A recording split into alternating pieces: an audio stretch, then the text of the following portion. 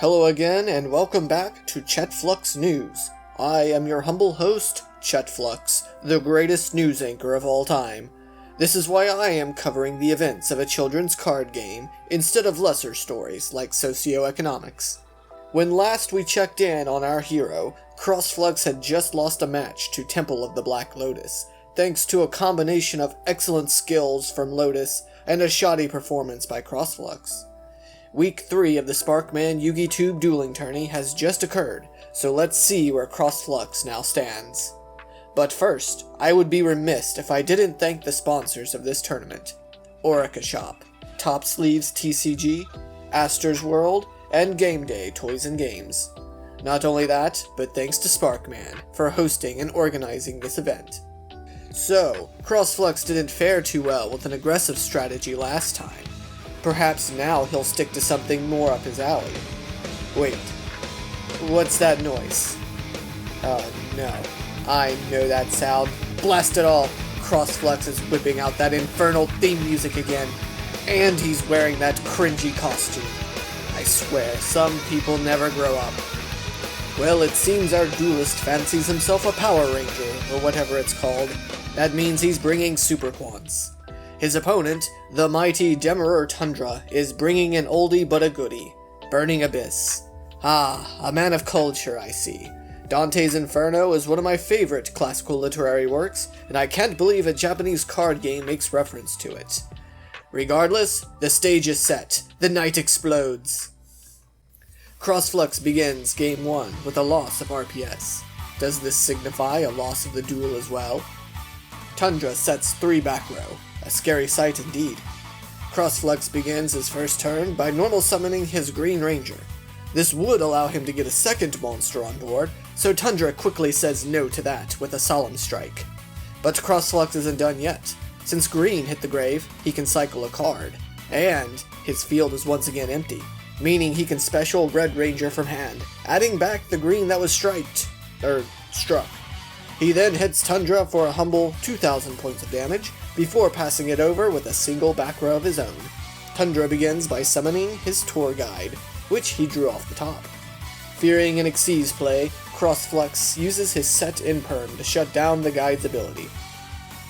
Not having much else to do, Tundra sets one more card before passing it back to CrossFlux. Having a variety of rangers to choose from, CrossFlux decides to use his Monster Reborn now, bringing back a Green Ranger, and using his ability to call forth the White Ranger in his hand. This triggers a torrential tribute from Tundra, wiping the board clean.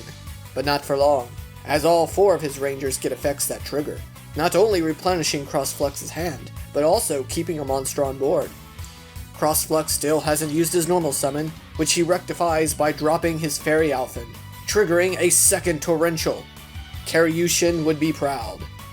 Finally out of plays, CrossFlux passes his turn. Tundra draws into a Droplet, a powerful spell, but doesn't have a need for it at the moment. Summoning the first of his Burning Abyss monsters, CrossFlux is finally aware of just what his opponent is playing. Despite that, CrossFlux finds himself staring down a Ranger gone rogue.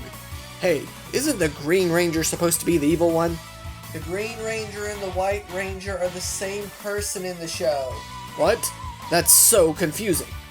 Anyways, thanks to his field spell, CrossFlux is able to call forth a Zord to deal with the powerful White Layer.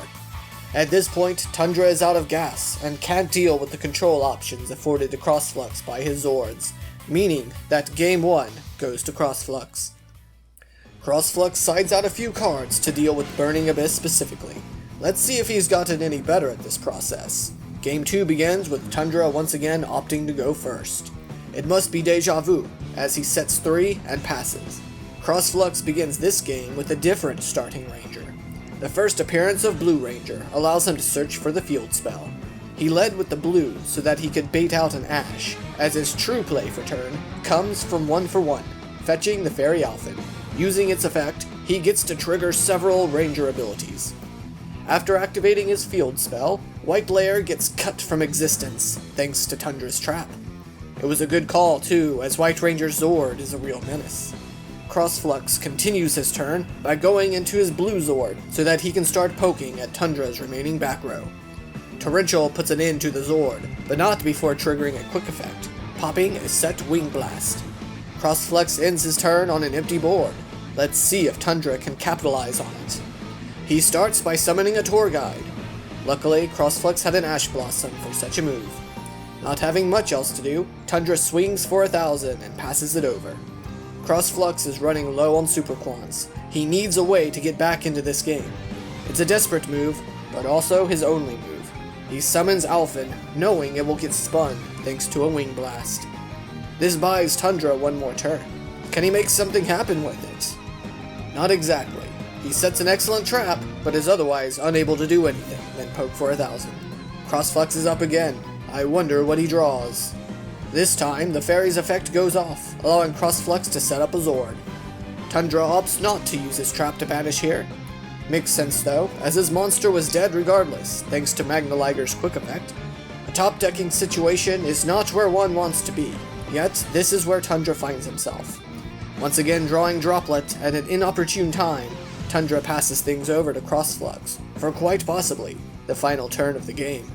CrossFlux goes full force, quickly amassing an army of Rangers and Zords, utilizing his Danger package to keep his hand stocked full of discard fodder for his field spell. The set Dinomicious would have bought Tundra one more turn, had it not been for one of CrossFlux's sighted cards, Arch Nemesis Ashatos. What a mouthful. It's a shame he never got to summon his Megazord, but Game 2 also goes to CrossFlux. This means that the winner of the Week 3 match is CrossFlux. Demurer Tundra put up an incredible fight, and dueled to the best of his ability. It seemed to me that CrossFlux got lucky by having the right hand traps at the right time. By my reckoning, that's 2 wins that have gone to CrossFlux, thanks primarily to luck and not skill. That doesn't bode too well for this duelist, seeing as how luck isn't his strong suit. Yeah, that's because this is my strong suit. Yes, we'll see how you fare next week. You have a shot at a win streak this time, so please don't sabotage yourself with a bad deck like last time. Anyways, that's all the time we have for today. Thanks for tuning in to ChetFlux News, and you all have a blessed day.